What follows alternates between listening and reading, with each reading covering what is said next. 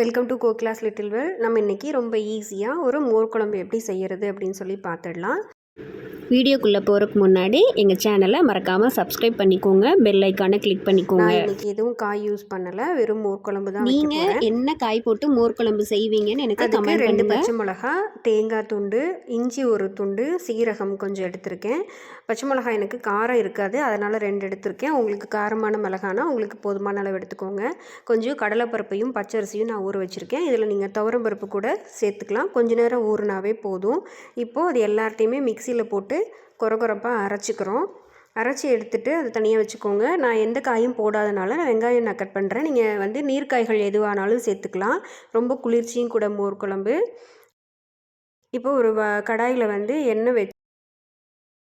எண்ணெய் ஊற்றிட்டு கடுகு, சீரகம், கடலைப்பருப்பு, உளுந்தம்பருப்பு இது எல்லாமே நீங்கள் போட்டுக்கலாம். கருவேப்பிலை போடுங்க.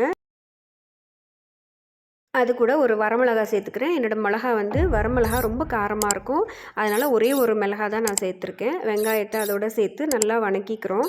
வணக்கினதுக்கு அப்புறமா நம்ம ஆல்ரெடி அரைச்சி வச்சுருக்கிற விழுதை இது கூட கடாயில் சேர்த்துக்கிறோம். நல்லா வணக்கி விடுங்க. விழுதையும் சேர்த்து நல்லா கலந்துக்கோங்க. கலந்ததுக்கப்புறமா மோர் அடிச்சுக்கலாம். நான் இப்போ கடையில் தயிர் வாங்கியிருக்கேன். பிராண்டட் நான் எதுவும் வாங்குறதில்ல, கடையில் அவங்களே ரெடி பண்ணி விற்கிறாங்க.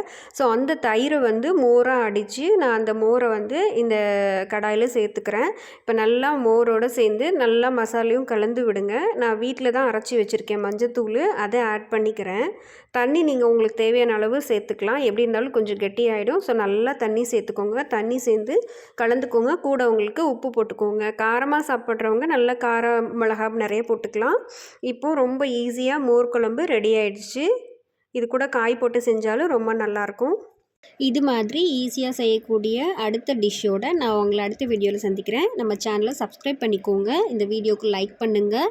எங்கள் ஊரில் ஃபேமஸான சாப்பாடு அரிசியும் பருப்பு. உங்கள் ஊரில் என்ன சாப்பாடு ஃபேமஸுங்கிறத கமெண்ட் பண்ணுங்கள்.